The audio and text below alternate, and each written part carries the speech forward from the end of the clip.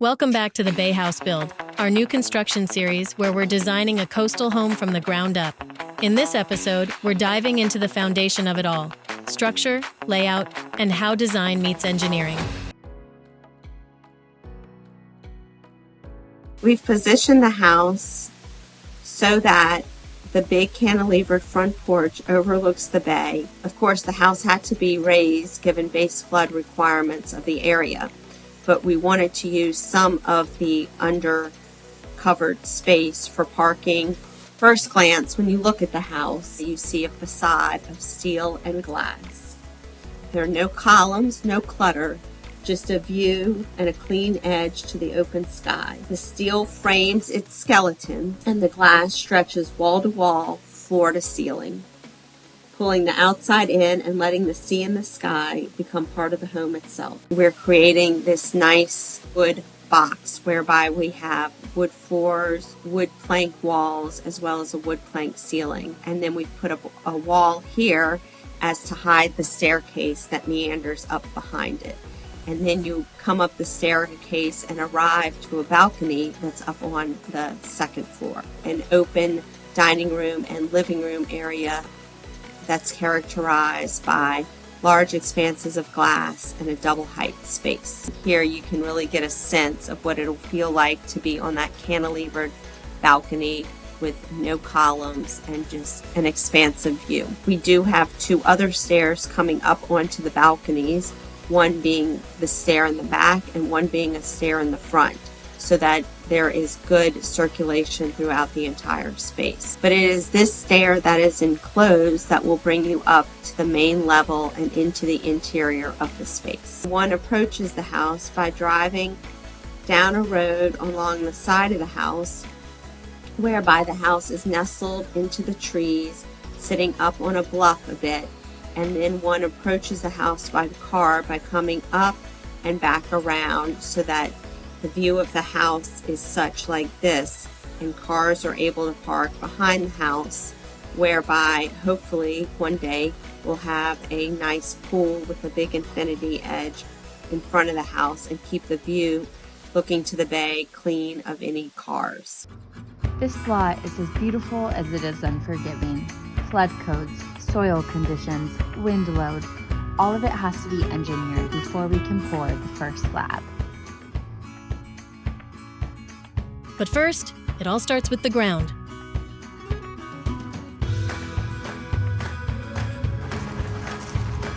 All right, so here we are on this beautiful piece of property. The camera is ground level to where the house is going to be. We're going to go in, have a meeting with the contractor, Sanders. Can we make this build a reality, considering flood requirements, floating balconies, and cement that looks like glass? We had to sit down with our structural engineer. Sometimes you've got these columns coming out here, and what is the tricky part, that's like a bunch of load coming right here on this. So I have additional reinforcement at these posts. What we're discussing here is about strengthening the slab where heavy loads concentrate. Basically, making sure the porch doesn't sag or crack over time. So that's my worry spot, but it's just more like, we kind of could just rebar right there.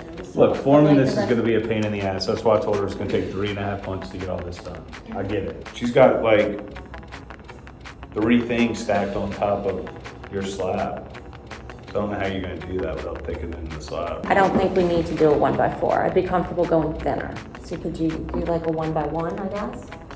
So like 3/4. Why can't we make the slab an inch thicker? I mean, we're only 3/4 of an inch. It's just heavy. It's just adding more and more weight is all. Even a single inch of extra concrete changes the load. That's why every calculation matters. And well, you still are gonna have to also step your bars some too. Like at some point, he's gonna have his bars like a lap and like zigzag it down and all that to maintain continuity and depress your cages. What's your opinion of when do you think it will crack over time being a topping slab and not a slab? I mean, I think the epoxy's kind of, I mean, I got to cure it and keep whatever little surface defects you're going to have, but the epoxy's kind of take all that stuff out. Cracking. Like all that little stuff. I mean, you're going to have Concrete crack. I mean, I'm not trying to be a smart ass, but there's two types of concrete. Concrete that's cracked, concrete that's gonna crack. And then when you try to fix the cracks, it just makes it more noticeable. So, and then So when you maybe see, the and all I topping's can do nice, is you can cure fix it. I mean, I'm gonna wet cure it and do this and do that, but you're gonna have it, the epoxies kind of they go in and they grind it all down. This is a common construction reality check. Concrete always cracks. The trick is controlling it, then finishing it beautifully with epoxy or polish. What's gonna give the prettier finish at the end of the day? I just want that answer. I and guess then the I know. load's the same either way to me, because you just added the top of the concrete. So Sometimes they put some color filter to it. I mean, that's what I would wanna see if I wanted a concrete slab. I would No, wanna no, no. see like Concrete, concrete. Right, I'm Polish. saying they but they'll even add color because you might want a darker Gray or concrete darker. or like you can get through. To the toppings class. For the porches, we wanted the finish to feel almost like glass. Sleek, modern, and unlike anything else on the coast. So on the porches, we're gonna make it like that, smooth as glass. Well, we might. If somebody's gonna bust their ass. We're gonna give the Yeah. porches a little bit of a broom finish. He was worried about this cantilever. This is the kind of detail that makes the home iconic, but also one of the hardest to build. So he's thinking this cantilever needs to be maybe this way. This thing to start. I hear you. This detail is great, but what I've done is you take your rim out here and you run it continuous and attach it, because these are all supported out here. You come out and you have the rim, and then you attach the rim around here, and that becomes the support over here. And then Finally, we're ready to break ground. This is where design meets reality. All right, so out here in Waveland, Mississippi, and we've got this new project coming up, and super exciting because we've got the rebar in and the forms, and you can see where the columns are coming up. And so we're finally getting going here, and so we're going to show you, I'm going to walk you through with the contractor some of the points that are already coming up. We got a little bit of toilets through grade beams, but we have a solution. So are you starting to lay down some plumbing lines? There we go. When you build a modern home like this, even plumbing becomes a design challenge. Pipes have to snake their way through concrete beams and structural steel. We want to hide the plumbing. Right, The shower's in the cantilever. right, This cantilever that hangs out. right. And the toilet's in the grade beam. You got a cross connect with a grade beam. Okay, all right, we're gonna have to look at the plans. So where's the, Shower, the shower's over the cantilever. So we're probably about 3 inches off. All right, let me call the structural engineer and see if she's got any ideas. The big question, will the shower drain have enough clearance? He was worried about not having enough room. He should have plenty of room. I don't wanna find out. Well, Saunders, We're trying not to find out. is this detail, is this how you're gonna build it? Here's your cantilever detail right here. So that's all that steel going out. So you have 1 foot. Yeah, but look how far down it comes. It comes down to 8 feet. So you got room, right? I hope so. Are you gonna build it like this or no? We're gonna build exactly like that. I don't need a maybe, I need confirmation. See that beam? So you're in that beam. Well, I don't know that you can be in that beam. You may have to come over here to run it over here. No, but I'm just saying his toilet is in that beam. His toilet is, And then yeah. you have this, and then you have that steel coming through here like this to catch that. Okay, but let's talk about the shower, because he's worried about the shower, and you keep saying you I'm worried hope about that so. whole bathroom. I want your confirmation that you've got room for that shower because of this detail and that detail. The good news is the cantilever itself holds about a foot of space, just enough to hide plumbing lines in the floor without breaking the structure.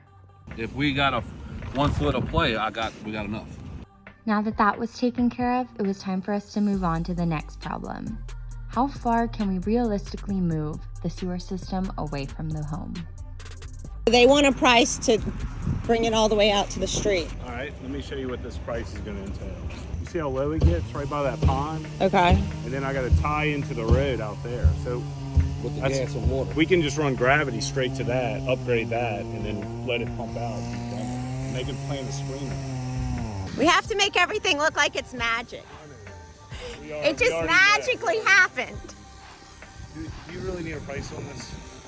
gravity out to the road. No, not if it's $50,000. I mean, it's just insane. It might be more. It'll be crazy. It was time for us to find a smarter solution without letting costs spiral out of control. All right, so we've got an existing, what is it, the grinder pump? Yeah, it's a grinder.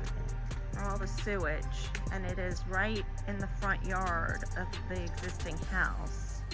So we're trying to see if we can move it from there Yeah, I agree. back into this little area. That way we don't have to get all the way out to the road. Okay, I mean, this just seems like a more reasonable spot if we're upgrading that thing anyway. With the foundation set and the first columns rising, the design is finally leaping off the page and becoming real. The challenges aren't over, but this marks the true beginning of a modern landmark on the Mississippi coast. If you liked this video, remember to subscribe to follow along with our construction and interior design series. Thanks guys for watching, and we'll see you next time.